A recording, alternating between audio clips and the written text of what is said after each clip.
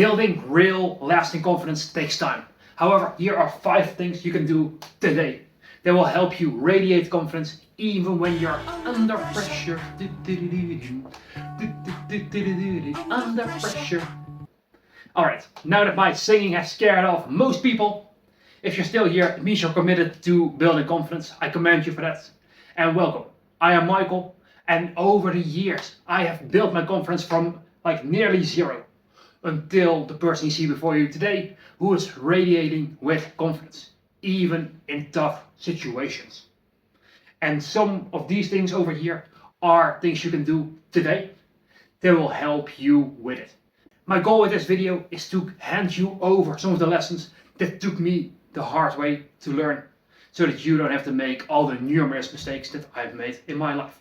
So let's start with this thing, the 2-second rule. And for this, let me give you a mistake that I usually made when I was doing things like a job interview or having a conversation with someone I really look up to.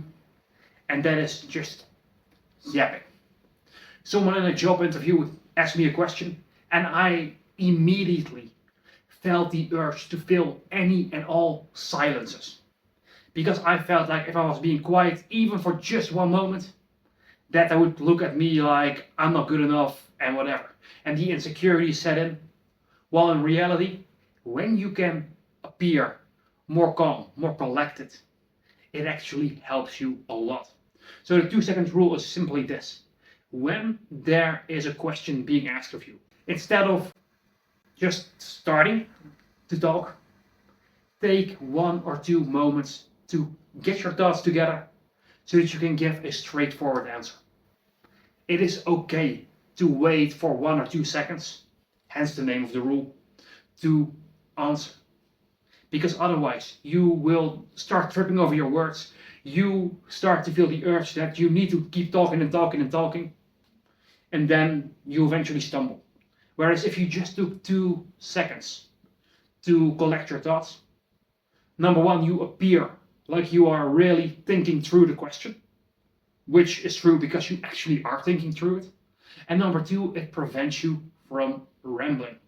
So use this. And in some cases, if it's a great question, you can even stall for more time by acknowledging it. So for example, the other day, someone pointed out in a job interview that he thought that this was not the right path for me. And he phrased the question in such a way where I'm like, that's a really good question. That was literally my response. Smile on my face because I actually really admired the question, and then I said so. And that gave me a few more seconds to think about how I wanted to go through in answering the question. So don't have this need that you need to fill every single gap in conversation. You don't.